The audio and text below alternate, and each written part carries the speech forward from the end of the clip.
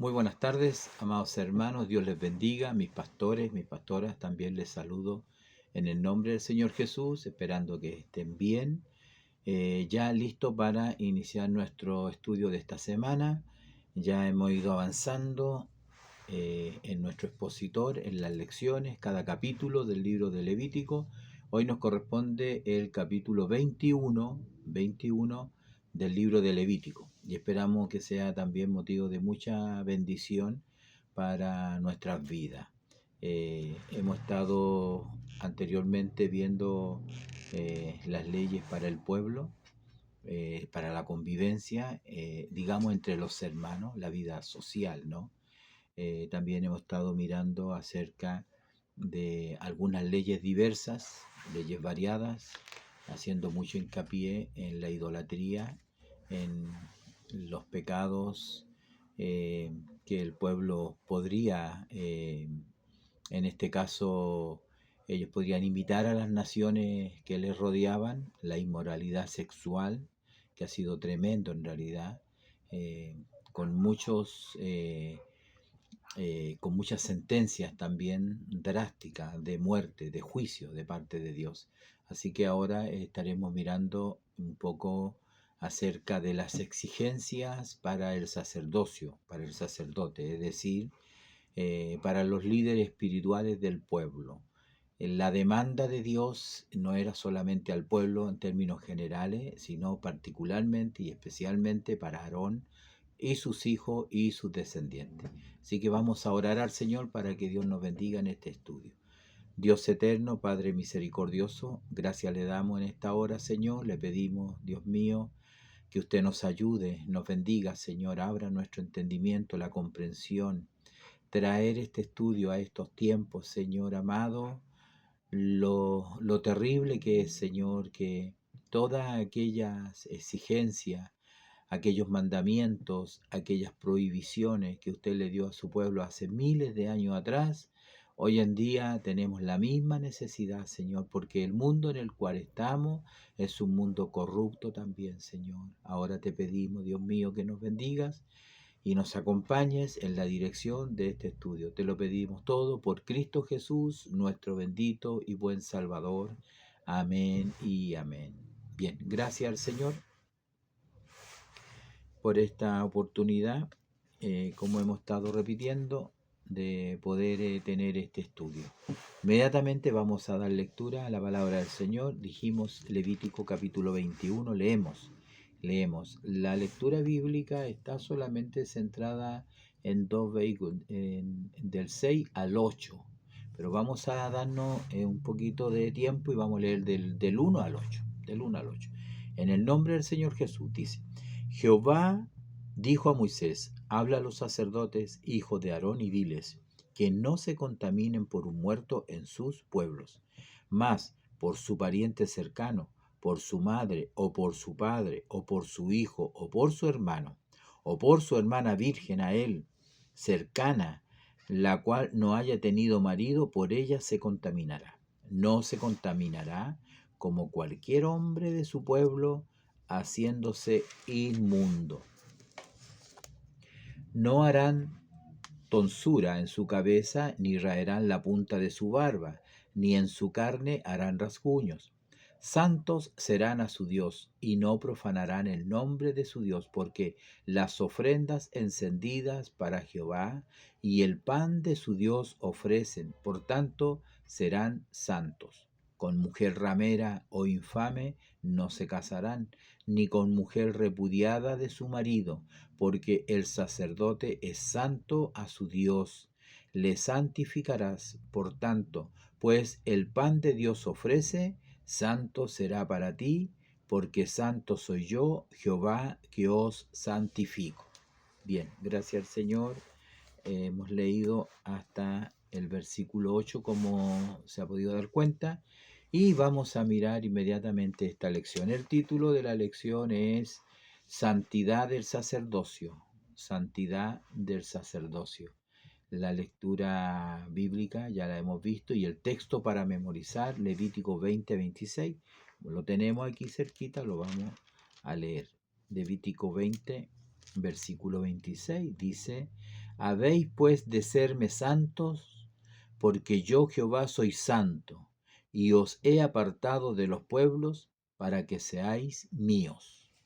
Creo que el texto es totalmente claro, el plan, propósito de Dios, de que su pueblo, porque seréis míos, su pueblo sea santo como Él es santo. Y en eso no hay nada más que agregar en realidad, nada más que agregar. Entonces tenemos esta lección que es importante, por cierto, porque ya, como dijimos en la pequeña introducción, ahora no ponemos la mirada en los sacerdotes. Ya habíamos tenido algunas indicaciones acerca del sacerdocio, pero ahora estamos mirando esta responsabilidad que tenía en realidad.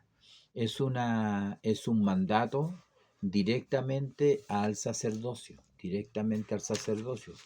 Así lo dice el versículo 1, dice: Jehová dijo a Moisés: habla a los sacerdotes, hijos de Aarón, y diles: no se contaminen por un muerto en su pueblo. Entonces, aquí vamos a ver la responsabilidad de estos grupos, podríamos decir. Aquí tenemos el primer grupo. El primer grupo es un grupo de los sacerdotes hijos de Aarón en su descendencia. Luego vamos a tener otro grupo, otra exhortación ahora, pero al sumo sacerdote, particularmente para él.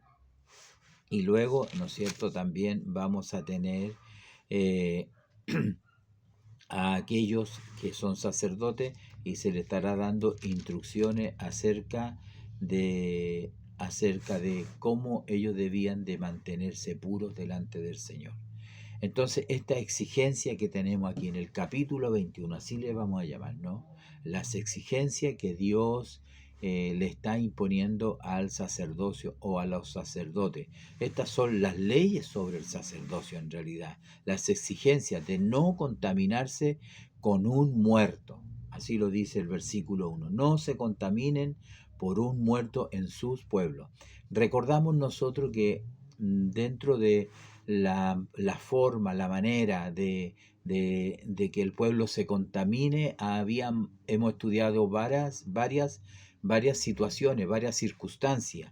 Entre ellas, por ejemplo, la comida. Acuérdense que estuvimos mirando los animales limpios, los animales puros y los animales impuros. Si ellos tocaban un muerto, se contaminaban. La persona que tenía flujos corporales, también, tanto la mujer como el hombre, también había un tema de contaminación, que vamos a decir del leproso también, del leproso, que también contaminaba, ya él estaba contaminado y también podía contaminar a otro.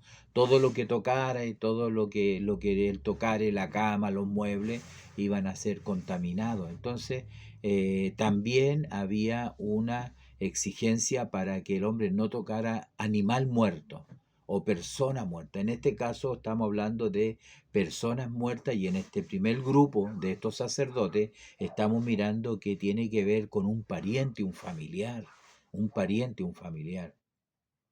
Usted entiende que nosotros hoy en día, y la cultura especialmente antigua, los sacerdotes hacían tremendos rituales, especialmente los egipcios, que embalsamaban y preparaban al muerto para la otra vida, según ellos. Entonces los bañaban, los limpiaban, le cambiaban ropa, le ponían comida, hacían una serie de rituales donde el contagio, desde el punto de vista del capítulo 21, era total, era total.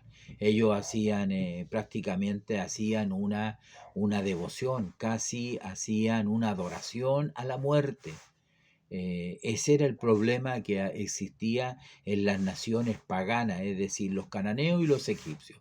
Pero aquí el Señor le dice: ustedes son sacerdotes, ustedes son santos y no pueden contaminarse con un muerto, con la excepción en este primer grupo, que solamente podían hacerlo por un familiar, por un ser querido. Y en este caso, la línea genealógica es un poco corta, no es tan larga, ¿no? Dice por un pariente cercano, porque tenemos parientes lejanos también, ¿no? Entonces, podrían ellos contaminarse, o sea, acercarse, estar en la misma habitación, aún tocarlo, por una madre, por su padre, por un hijo, ¿no es cierto? O por una hija, por su hermano. Hasta allí, al parecer, llega, ¿no es cierto?, los parientes cercanos, y en este caso también por un hermano o por una hermana, pero que sea virgen, que no haya tenido esposo, marido, que haya tenido hijo. A él cercana, que sea una hermana que viva como quien diría en la misma casa, que no se ha casado aún y que sea cercana, que quizá esté bajo la mantención del sacerdote, ¿ya? De la familia del sacerdote. Dice, por eso que dice, la cual no haya tenido marido, por ella se contaminará. Esta palabra que hemos estado revisando desde el principio del libro de Génesis, cuidándonos de no contaminarnos, parece como contradictoria, porque aquí sí podría contaminarse. Bien, mal que mal, hay que entender de que es un familiar, ¿no? En el Nuevo Testamento las cosas son un poquito distintas. Jesús mismo, ¿no es cierto?, tocó los muertos. ¿Ah? A alguien le tomó la mano y le dijo, Talita Kumi, niña, a ti te digo levántate, pero estaba muerta, estaba muerto. Esa tuvo una relación con las personas que habían fallecido. Si bien es cierto, no tocó a Lázaro, pero ya llevaba 3 días muerto. Y vamos a ver más adelante que el sumo sacerdote, me voy a adelantar, el sumo sacerdote no podía ni entrar a una habitación, no solamente no tocarlo, sino no podía entrar a un lugar, a un recinto. No podía él participar de un servicio fúnebre, no podía participar en ello.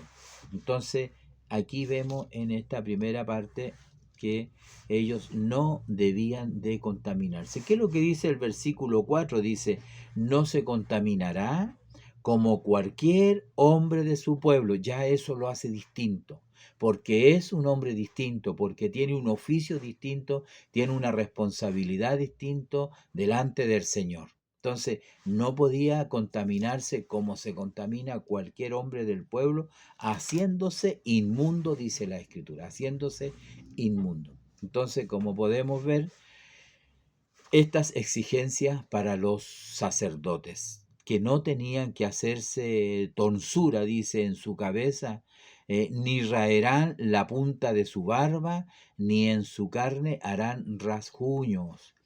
Eso es muy importante y es importante hasta el día de hoy cuando se ha acostumbrado y se ha masificado tanto tatuaje, por ejemplo, que se hace la gente, diversos tatuajes, para ello estaba totalmente prohibido. Hay que entender de que el Señor es dueño de nuestra alma, nuestro espíritu, nuestro cuerpo. Él nos demanda alma, cuerpo y espíritu, y el cuerpo es el templo del Espíritu Santo. Cuanto más estos varones que tenían que ministrar delante del Señor, que tenían una tremenda responsabilidad. No podían ellos aquí, dice, raerán la punta de su barba. ¿Por qué? Porque en esas culturas el tema de la barba, el tema de la vestidura, el tema de la calvicie, ¿no es cierto? Hay otros versículos que nos hablan que ellos no podían, el sacerdote, ni raparse su cabeza. ¿Ah? Un sacerdote no se podía rapar, no como a veces existen algunos que se rapan completamente su cabeza. Los sacerdotes no lo podían hacer y tampoco debían dejarse crecer el cabello, sino que tenían que recortarse su cabello. Solamente se les estaba permitido recortarse su cabello. Entonces, ellos no tenían que hacer como las otras naciones. Deuteronomio 14. Ahí hay una referencia que podemos revisar en el libro de Deuteronomio, en el capítulo 14. En los primeros versículos dice así: hijos soy de Jehová vuestro Dios, no os sajaréis, ni os raparéis a causa de muerto. Aquí vemos, está repitiendo nuevamente esta provisión que tenían las costumbres paganas. Las costumbres paganas hacían eso, y por eso Dios les prohibía que ellos hicieran lo mismo. Ellos no podían sajarse. Recordamos en el Monte Carmelo, los sacerdotes, los profetas falsos, ellos se sajaban los brazos, la sangre corría para que Dios les escuchara y le respondiera por fuego. Ustedes recuerdan ese pasaje de Elías en el Monte Carmelo, pero era una costumbre que ellos hacían y ofrecían a su Dios, No os raparéis a causa de muerto, porque eres pueblo santo a Jehová tu Dios, y Jehová te ha escogido para que le seáis un pueblo único de entre todos los pueblos que están sobre la tierra. Estas son prohibiciones de las costumbres paganas que hacían por el duelo. Es para el pueblo, cuanto más para los sacerdotes. Lo mismo está diciendo aquí este texto, ¿no? No debían hacerse rasguños. Santos serán a su Dios y no profanarán el nombre de su Dios, porque las ofrendas encendidas para Jehová y el pan de su Dios ofrecen, por tanto serán santos. Entonces había una exigencia para aquellos que ministraban delante del Señor y que tenían que ofrecer estos sacrificios. También en el libro de Ezequiel 44, en el versículo 20 también. Vamos a revisar esta otra referencia, Ezequiel, que tiene relación con lo que estamos hablando. Entonces dijimos Ezequiel 44, versículo 20, dice así: no, y no se raparán su cabeza. Él está hablando acerca de los sacerdotes del templo futuro, podríamos decir, ¿no? Ezequiel 44 está hablando de la gloria de Jehová que llena el templo. Entonces está hablando acerca de los sacerdotes. Dice, y no se raparán su cabeza, ni dejarán crecer su cabello, sino que lo recortarán solamente.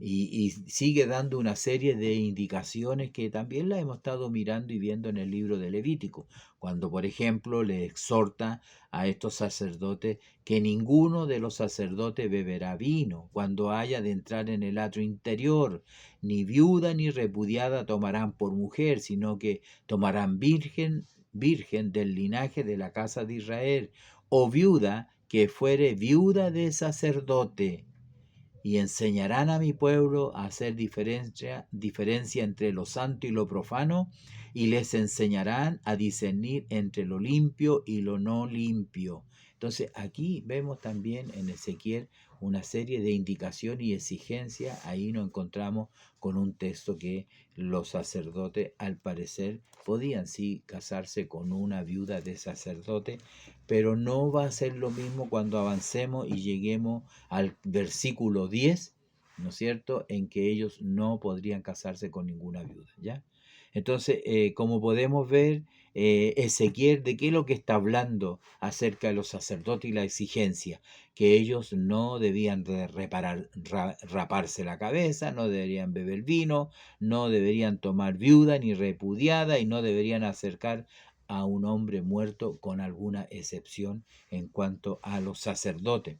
Dice el versículo 6, ya dijimos, santos serán a su Dios y no profanarán el nombre de su Dios.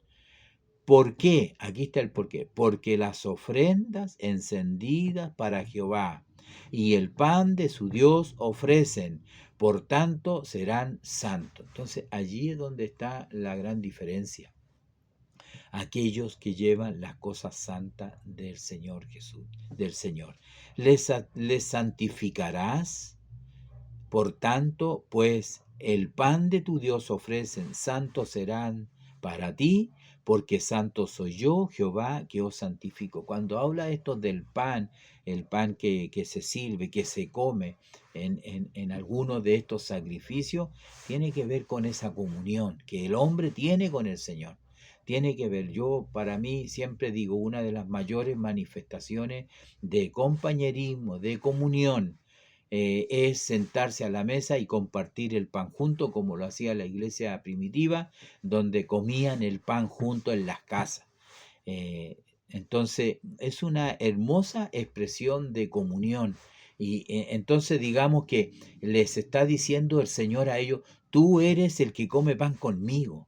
Tú no puedes contaminarte, no puedes vivir una vida de cualquier manera porque tú te sientas a la mesa conmigo a comer, como la ofrenda de paz, en que el sacerdote, el ofrendante, ellos sacrificaban el animalito, y a diferencia de otros sacrificios que se quemaban completamente, la grosura en el altar, el resto se quemaba fuera del campamento, en algunos casos la sangre entraba hasta el lugar santísimo, ellos no comían.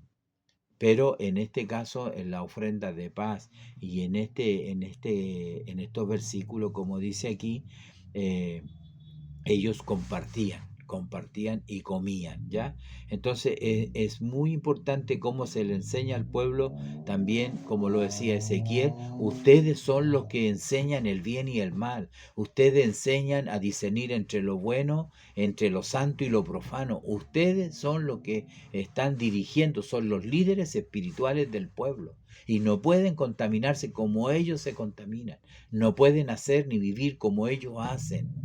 El sacerdote, el hombre de Dios, el ministro, no tiene una vida privada y una vida pública. Tenemos una sola vida que es abierta a los ojos de Dios, a los ojos del mundo que nos rodea, la nube de testigos, de tal manera que no podemos tener doble estándar. No podemos ser de una manera en un lugar y ser de otra manera en otro lugar. No, ellos no podían hacer eso. Debían demostrar limpieza, pureza, santidad a toda prueba, en todo lugar, siempre. ¿Ya? Aquí vemos, ¿no es cierto? Porque el versículo 7 dice, porque el sacerdote es santo a su Dios. Así lo dice el versículo 7, porque el sacerdote es santo a su Dios. Entonces, no se puede pasar por alto eso, no se puede pasar. El versículo 6, bueno, ya dijimos, tiene que ver con la comunión, la comunión. El versículo 9, allí vemos hasta dónde está el alcance. El alcance está no solamente en el sacerdote propiamente tal, sino que aquí involucra a su familia, y particularmente aquí en el versículo 9 habla de la hija, que si comenzare a fornicar, a su padre deshonra, quemada será al fuego. Bueno, las fornicaciones y el adulterio también muchas veces se interpreta como la idolatría. Una persona que es idólatra espiritualmente es un adúltero, espiritualmente es un fornicario. Entonces, pero aunque no sea así, también podemos, lo que quiere decir este versículo es cómo alcanza aún a la familia, los que están, como decimos nosotros, bajo el mismo techo. Tenemos una tremenda responsabilidad, y yo sé que muchos batallan contra eso, luchan contra eso, oran delante del Señor para que nuestras familias también honren el nombre del Señor y no deshonren al sacerdote, no deshonren, ¿no es cierto?, al jefe de hogar o al sacerdote de la casa, si usted lo quisiera tomar de esa manera, ¿ya? Y el sumo sacerdote, ya desde el versículo 10, encontramos las exigencias ahora, pero para el sumo sacerdote, esa persona que el versículo 10 lo explica muy bien. El versículo 10 lo dice así: y el sumo sacerdote entre sus hermanos, sobre cuya cabeza fue derramado el aceite de la unción, y que fue consagrado para llevar las vestiduras, no descubrirá su cabeza ni rasgará sus vestidos. El sumo sacerdote ahora tiene también exigencia, y vamos a ver que las exigencias son un poco mayores, son mucho más extremas que el sacerdote común, aunque no son comunes, pero para esta diferencia, ¿no? ¿Por qué? Porque en él fue derramado el aceite de la santa unción. Ningún otro como él es el líder espiritual. Sobre él recae toda esta responsabilidad. Él no puede, ¿no es cierto?, rasgar sus vestiduras, de las cuales fue investido de honor, fue investido, ¿no es cierto?, de santidad, de pureza, de respeto.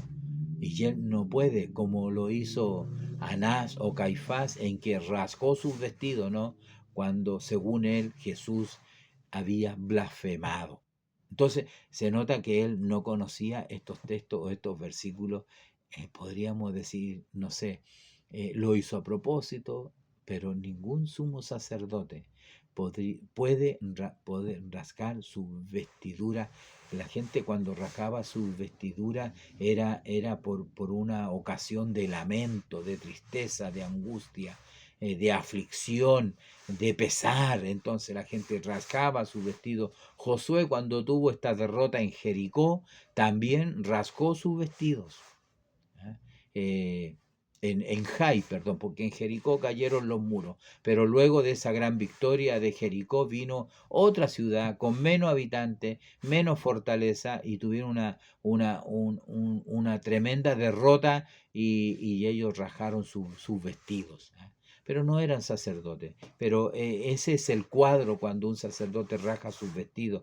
Aquí dice, y que fue consagrado para llevar las vestiduras, no descubrirá su cabeza ni rasgará sus vestidos. Debe de mantenerse en el lugar, a la altura del cargo que tiene. A la altura del cargo. Por eso los que tienen cargos, los que tienen cargo, los que tienen responsabilidades, tienen que tener el porte santo, tienen que tener un porte santo, una conducta intachable frente a los demás. No pueden actuar como actúa el hombre común, no lo pueden hacer.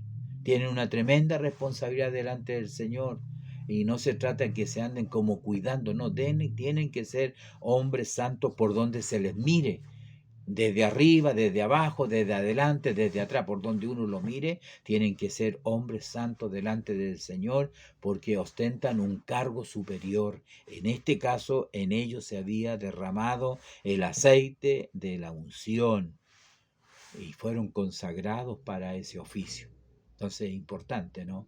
Si no es solamente algunos, mis pastores, los que ocupan cargos importantes de relevancia, de influencia, no es solamente que los sienten en los mejores lugares y que le den los mejores puestos, o que le hagan reverencia, como digo yo. No es solamente eso, es estar a la altura de la responsabilidad que ostentan, que tienen, ¿no? Entonces es muy importante esta exigencia del sumo sacerdote. También, ¿no es cierto?, no debían de contaminarse por muertos, ¿no? Dice, no entrarán o ni entrarán donde haya alguna persona muerta, ni por su padre ni por su madre se contaminarán. Aquí usted puede ver la diferencia. Aquí puede ver lo que estoy diciendo en realidad. Ellos no podían entrar a la sala, al dormitorio, al lugar, al espacio donde había un muerto. No podían hacerlo. Donde había una persona, no podían hacerlo, ni aunque fuera su madre, ni aunque fuera su padre o su ser querido, un hijo, no podían hacerlo, a diferencia del otro sacerdote, ¿ya? Tomará por esposa a una mujer virgen, no tomará viuda, ni repudiada, ni infame, ni ramera, sino tomará de su pueblo una virgen por mujer, para que no profane su descendencia en sus pueblos, porque yo Jehová soy el que los santifico. ¿Cuán importante es eso? Eso es importante. Yo Jehová soy el que los santifico. Él es el que nos santifica a nosotros, pero no podemos llevar una vida de cualquier manera, ¿no? Entonces aquí tenemos como la exigencia del sumo sacerdote mayor. Nos preguntamos, ¿no es cierto?, permanentemente, ¿por qué? Simplemente porque él llevaba el aceite de la unción sobre él y él no podía vivir o actuar de una manera distinta, ¿no? Estas son las exigencias de Dios para los sacerdotes, ¿ya? El versículo 17, ¿ya? Los sacerdotes que ministran no debían de tener defectos físicos. Mire qué importante. Así de exigente era el oficio, así de exigente era el oficio. ¿Ah? Hay personas que nacen con deficiencias, con anormalidades, con deficiencias.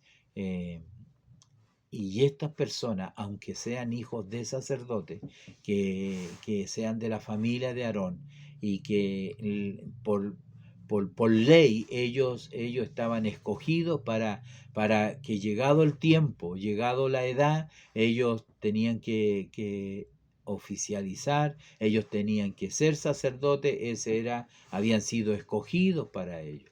Habían sido escogidos como hijos de la tribu de Leví, y dentro de los 3 hijos que tuvo Leví, ahí estaba la tribu, ¿no es cierto?, la familia de Aarón, la de Aarón. Entonces ellos tenían esta responsabilidad. Pero ¿qué les dice el Señor? Ninguno de tus descendientes, por sus generaciones, que tenga algún defecto, se acercará para ofrecer el pan de su Dios. No lo podía hacer. Él no podía hacer los sacrificios, él no podía ofrecer incienso, él no podía mantener, entrar al lugar santo para cambiar los panes. Él no podía matar un animalito y ofrecerlo en el altar del sacrificio. No podía derramar su sangre al pie del altar. No podía hacer eso. Dice en este versículo: no se acercará para ofrecer el pan de su Dios, porque ningún varón en el cual haya defecto se acercará, varón ciego o cojo o mutilado o sobrado, o varón que tenga quebradura de pie o rotura de mano, o que sea jorobado, o que sea enano, o que tenga nube en el ojo, o que tenga sarna, o empeine, o testículo magullado, etcétera. La lista no es tan corta en realidad. Y aquí de cierto que nombra algunas deficiencias físicas, algunos defectos, como dice la Escritura, son defectos físicos, y la lista debe ser mucho más todavía, eh, pero aquí a nosotros nos muestra un mensaje en realidad. El mensaje es en los capítulos 1 y en los capítulos 3 de este mismo libro de Levítico.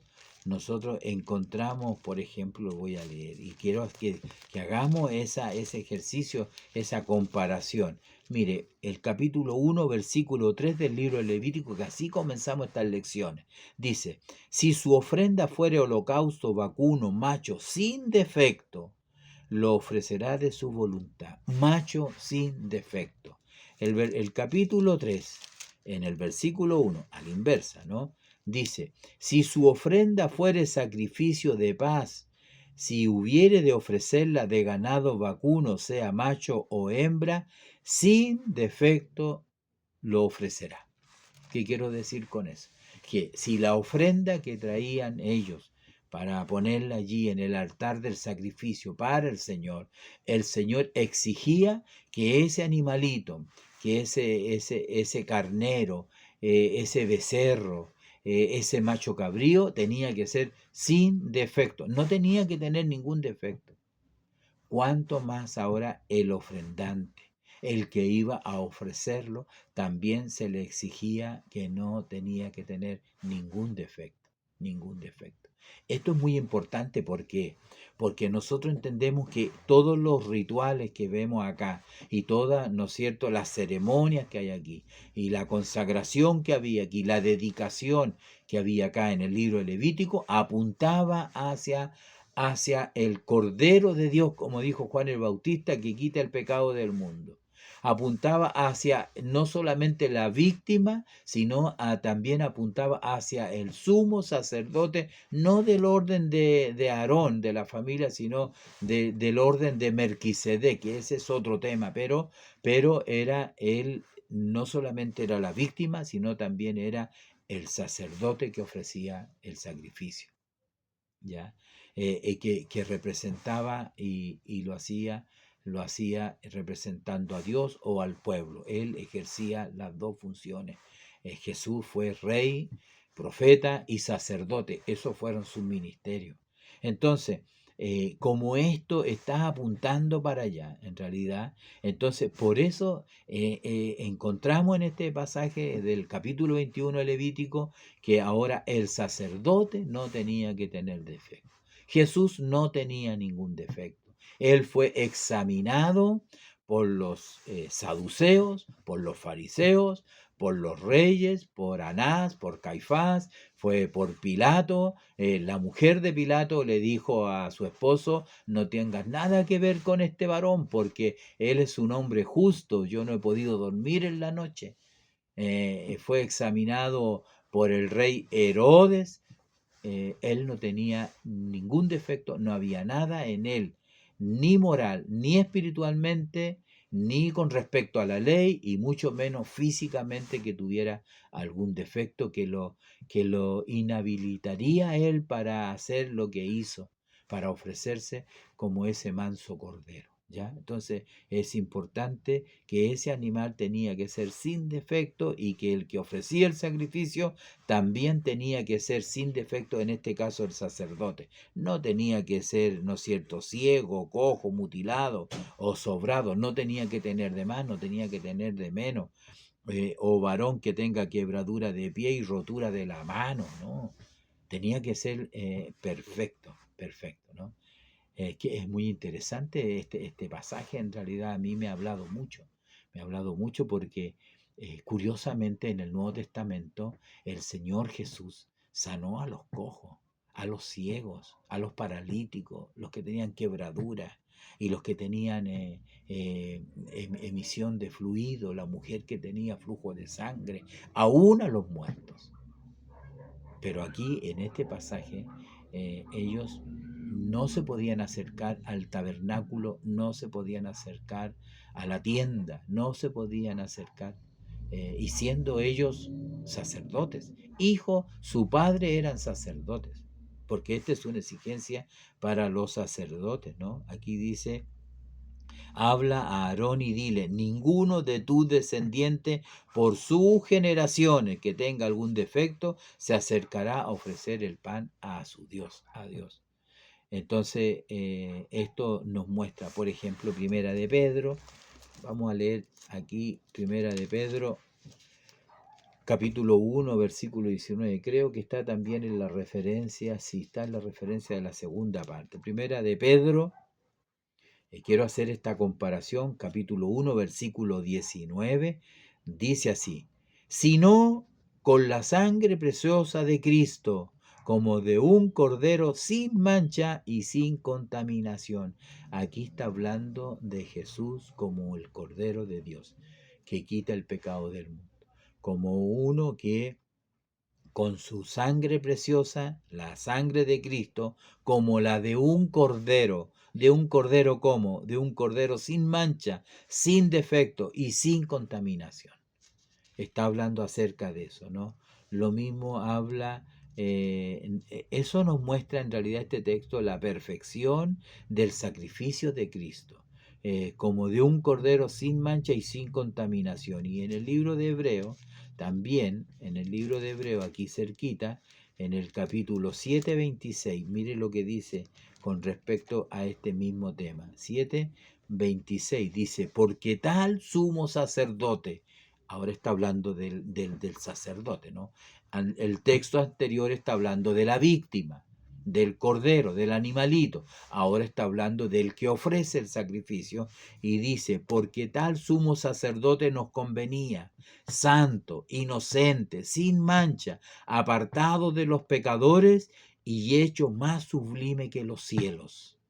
Ese era el sumo sacerdote, nuestro gran sumo sacerdote, que fue muy superior a los sacerdotes del tipo arónico en realidad. Así lo dice el 27, dice: este sumo sacerdote, apartado de los pecadores, era inocente, era santo, él no tenía mancha y fue hecho más sublime que los cielos, no tenía necesidad cada día como aquellos sumo sacerdote, en este caso del tipo Aarón, de ofrecer primero sacrificio por sus propios pecados y luego por los del pueblo, porque esto lo hizo él, Jesús, una vez para siempre, ofreciéndose a sí mismo. Era tal la perfección en él, era tal la santidad en él.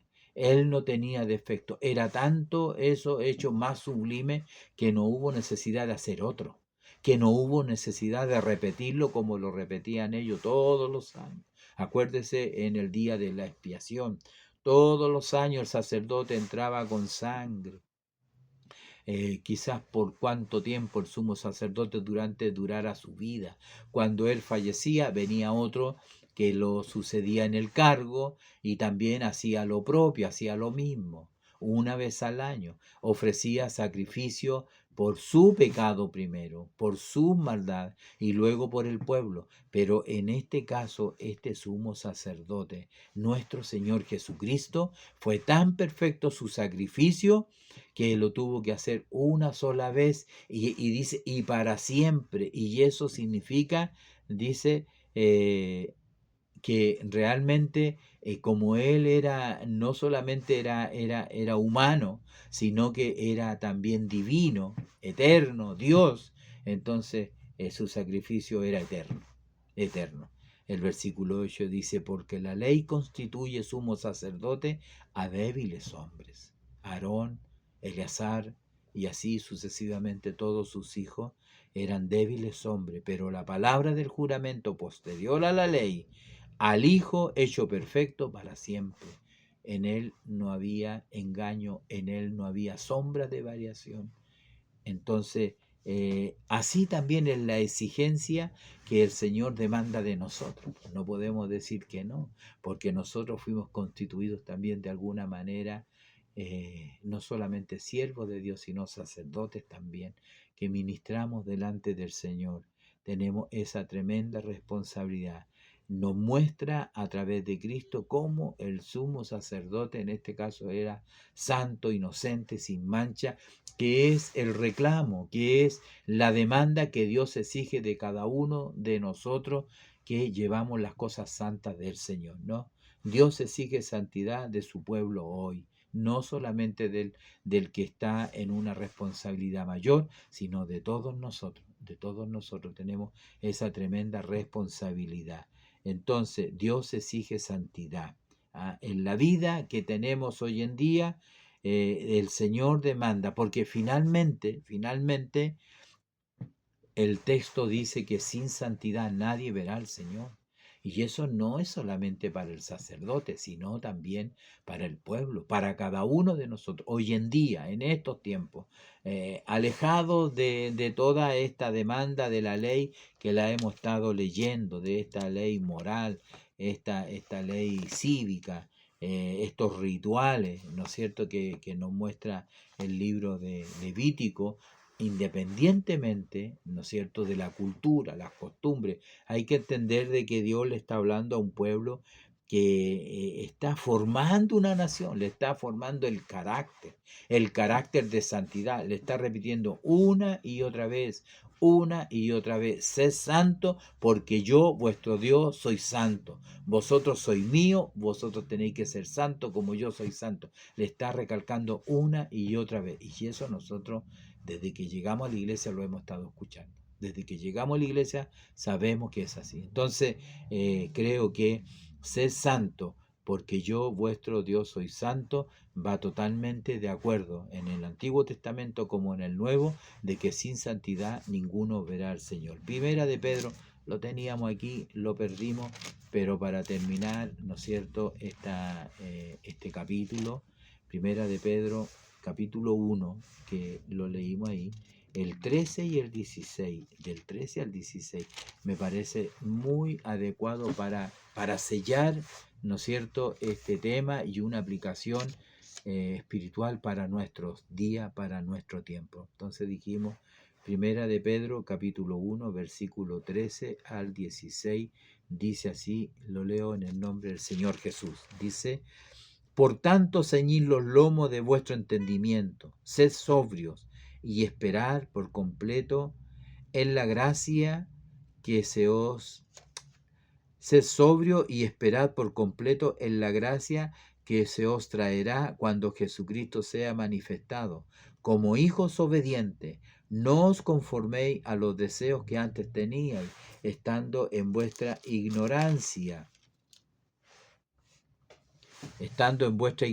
sino como aquel que os llamó es santo, sed también vosotros santos en toda vuestra manera de vivir, porque escrito está, sed santo porque yo soy santo.